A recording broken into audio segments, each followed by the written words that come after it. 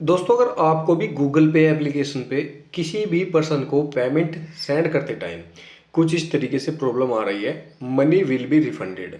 ठीक है, और इसके नीचे लिखा हुआ है receiver's bank does not allow payments to this bank account. ठीक है, तो इसका क्या मतलब है, क्यों ये प्रॉब्लम आपको आई है और कैसे इसे ठीक करना है, सारी जो बातें हैं उनका आपको इसी वीडियो में जवाब मिल जाएगा और सॉल्यूशन भी मिल जाएगा। तो सबसे पहले हम बात करते हैं इसका मतलब क्या है। मनी विल बी रिफंडेड, यहाँ पे इन्होंने हेडलाइन दिया है मनी विल बी रिफंडेड, मतलब पैसा आपका लौटा दिया जाएगा। अगर पैसा डेबिट हो गया है तो, अगर कट गया है तो, लेकिन आपका पैसा कटा नहीं है तो डेबिट क्या होगा, कुछ नहीं। कट जाता है अगर किसी कारण से इस प्रॉब्लम के साथ पैसा अकाउंट से और सामने वाले के में नहीं पहुंचता तो भैया डेबिट हो जाएगा आपका, आपके में वापस आ जाएगा। Receiver's bank does not allow payments to this bank account. जो प्राप्त करता है, मतलब आप तो सेंड करने वाले हैं, पेमेंट किसी दूसरे के में सेंड कर रहे हैं, सामने जिसके में सेंड कर रहे हैं वो है प्राप्त करता, मतलब रिसीवर। तो जो रिसीवर बैंक अकाउंट है वो आपके बैंक अकाउंट से जो है पेमेंट लेने के लिए अनुमति नहीं दे रहा है। ठीक है, तो यहाँ पे लिखा हुआ है receiver's bank does not allow, allow नहीं कर रहा है आपके बैंक से पैसा लेना हो।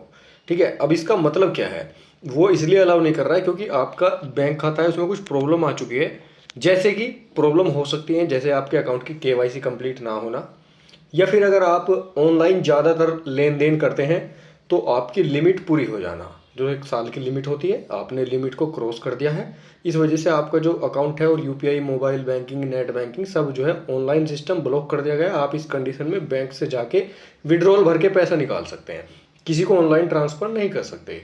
इन चीज़ों से जुड़ी हुई कोई प्रॉब्लम आपके अकाउंट में हो रखी है, इस वजह से जो है रिसीवर बैंक आपसे पैसा नहीं ले पा रहा है। ठीक है, तो अगर ये वाली प्रॉब्लम आपको आई है तो इसका सॉल्यूशन अभी आपको करना क्या है।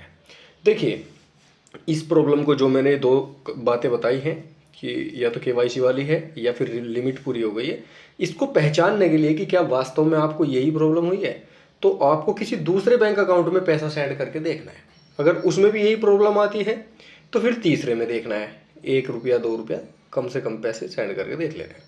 अगर सभी बैंक अकाउंट में यही प्रॉब्लम आ रही है सेम, तो आपको समझ जाना है आपको बैंक जाना पड़ेगा, जो वहाँ भी आपकी होम ब्रांच है वहाँ पे जाएं, आधार कार्ड पैन कार्ड लेके जाएं, 2 पासपोर्ट साइज फ़ोटो लेके जाएं और वहाँ पे आपकी प्रॉब्लम को सोल्व करा देंगे। हो सकता है कोई डिक्लेरेशन फॉर्म आपको भरना पड़े, लिमिट बढ़वानी पड़े या केवाईसी अपडेट करानी पड़े।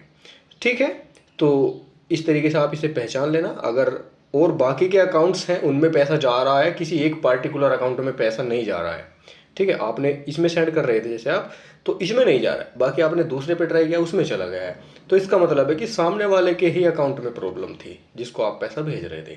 बट सभी के में अगर पैसा नहीं जा पा रहा है, इस तरीके की प्रॉब्लम आ रही है, देखने को मिल रही है, तो आपको समझ आना है आपके बैंक अकाउंट में कोई प्रॉब्लम है, तो आपको जल्दी से होम ब्रांच में जाके इसे ठीक करा लेना है। घबराने वाली कोई बात नहीं है, सब कुछ ठीक ठाक होता है। मेरे साथ भी प्रॉब्लम आई थी, मैंने भी इसे ठीक कर लिया, मेरी लिमिट क्रॉस हो चुकी थी, इस वजह से मुझे ये एरर देखने को मिल रहा था।